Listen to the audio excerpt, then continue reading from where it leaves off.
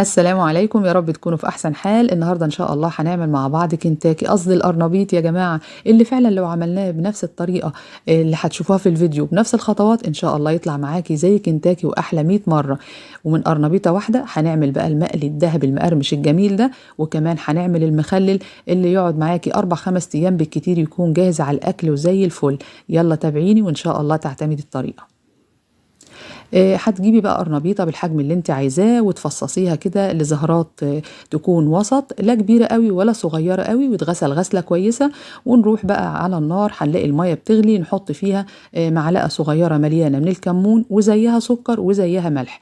ولما المية تغلي هننزل فيها القرنبيط، فطبعا لما ننزل القرنبيط المية غليانها هيقف شوية، فنستنى لما تغلي تاني نغطي عليه ونعد 4 5 دقايق، وبعد كده نصفيه ونحطه تحت المية الباردة عشان يوقف عملية التسوية ويكون جاهز كده على الشغل.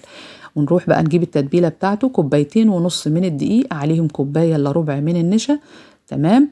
وننزل عليهم بطقم التوابل اللي انت هتشوفيه ده، انا كاتباها لك على الشاشه وكمان هكتبها لك في صندوق الوصف. هتلاقي بقى كمون، كزبره، بيكنج باودر، توم باودر، كمان كركم، ملح. تمام. ونحطهم بقى على الدقيق ونقلبهم كده تقليبه كويسه. تمام جدا. ونروح نجيب بقى كميه الدقيق المتبل اللي احنا عملناها دي، هنقسمها نصين بالظبط. نجيب طبقين كده، نقسم الكميه دي عليهم. تمام. ولو حتى كان زيادة شوية تقدري تشيليه في كيس كده وتحطيه في الفريزر أو في التلاجة حتى عادي للمرة اللي بعدها. وكمان اللي اتبقى معاكي بعد التتبيل تقدري تنخليه كده بمصفى وتشيليه برضو في كيس وتشيليه في الفريزر. ونروح بقى نجيب الطبق كده ونحط فيه بيضة واحدة بس، هنفكها كده بكمية من المية. تمام. مش عايزة تستخدمي بيض، استخدمي المية على الدقيق على طول. وهنحط عليها رشة من الشطة للناس اللي بتحبوا سبايسي شوية. ودول بقى شوية شبت مفروم، تقدري تضيفي برضو كزبرة خضراء، مفيش مشكلة، الخضرة اللي انت بتحبيها. ونجيب نص الدقيق وننزل بيها على البيضة اللي احنا خففناها بالمية. ونفضل بقى نحط مية تدريجي لغاية ما اوصل لخليط سائل يكون اتقل من خليط البانكيك شوية، او بمعنى اصح لا هو خفيف قوي ولا هو تقيل قوي.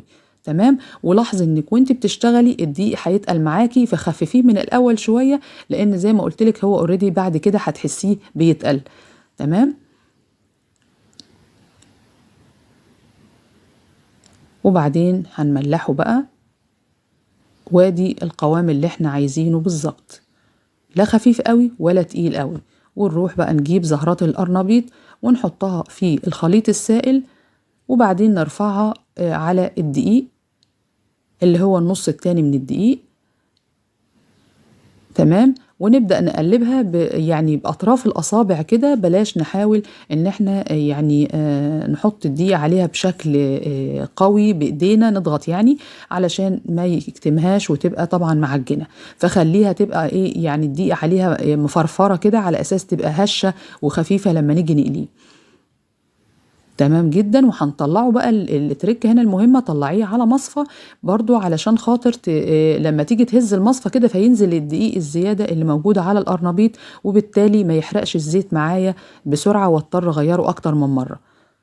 زي ما انت شايفة كده هيبقى الدقيق الزيادة كله نزل.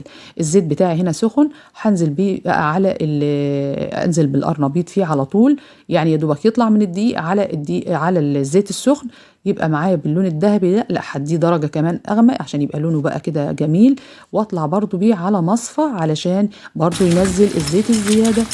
تمام. وكمان يبقى مقرمش. اوكي.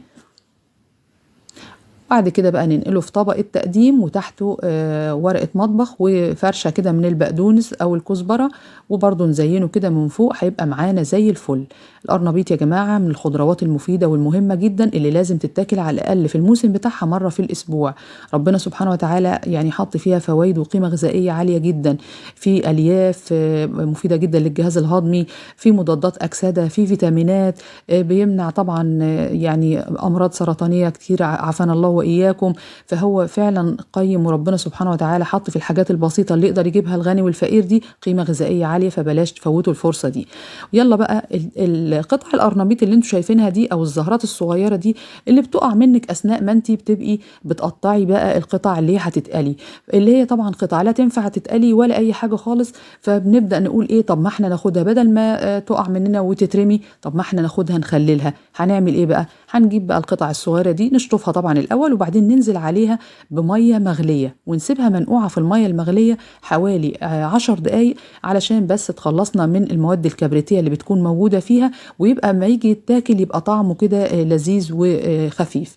ونروح بقى نعمل له المحلول الملح بتاعه، هيكون عبارة عن 4 كوبايات مية عليهم 4 معالق كبيرة ملح ومعلقة كبيرة سكر. طبعا الخلاصة هنا اللي لو هتعملي كمية أقل من المحلول الملح يبقى لكل كوباية مية معلقة كبيرة ملح، تمام، ومعلقة صغيرة سكر. وبعدين حطينا بقى الكمون، حطينا معلقة من الهريسة عاملينها برضو على القناة، وهسيب لك اللينك بتاعها في صندوق الوصف، تمام، والملح. وتقدري بقى طبعا كمان تحط التركة المهمة بقى جدا جدا اللي هتخلي لك لون المحلول تحفة، اللي هي بنجراية صغيرة في المية اللي احنا زي ما قلت لك غليناها وسبناها طبعا تبرد، وهي سخنة كده بنحط فيها التوابل بتاعتها عشان يعني تتشرب فيها على طول، وكمان حبة البنجر تنزل اللون الجميل بتاعها ده والقيمة الغذائية اللي فيها، ويتوزع اللون كله على القرنبيط لما اجي اخلله. انما لو حطيتي شريحة البنجر كده لوحدها في قلب البرطمان هتبقى حتة يعني جزء واخد لون وجزء لا، انما كده انت ضمنتي ان توزع اللون على البرطمان كله.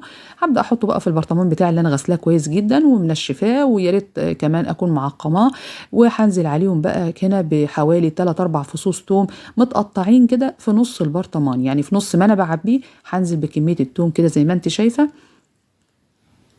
واكمل الباقي. فارجع اقول لكم يا جماعة مش لازم كل اكلنا يبقى لحمة وفراخ، فالخضروات فيها قيمة غذائية عالية جدا، وربنا سبحانه وتعالى خلقها في المواسم بتاعتها لحكمة. فرجاء يعني علموا ولادكم أكل الخضروات، وما تفوتوش أي موسم لأي خضار موجود فيه إلا ونستفيد منه، وإن شاء الله يبقى بالصحة والعافية على الجميع. شايفين بقى لون المحلول الملح بقى عامل إزاي؟ لونه روعة، وكمان بيخلي لون القرنبيط بعد بقى ما يستوي كده ويبقى جاهز على الأكل كمان شكله شاهي جدا ويفتح النفس بصراحة. طبعا احنا كده خلصنا البرطمان. تعالي بقى تقدري تقفليه كده عادي جدا، وتسيبيه زي ما قلت لك 4-5 ايام هيكون جاهز ان شاء الله. او تقدري الناس اللي بتحب بقى يبقى كمان يعني شغلهم اكثر احكاما تغطي البرطمان بقطعة من الاسترتش راب، او حتى كيس بلاستيك تفتحيه كده وتاخدي منه قطعة برضو تغطي بيها البرطمان قبل ما تقفليه من فوق. ويا رب يكون الفيديو كان خفيف عليكم، واشوفكم في فيديو قادم ان شاء الله. وما تنسوش اللايك والشير واشتراك في قناتي على اليوتيوب مطبخ اماني شتا. مع السلامة.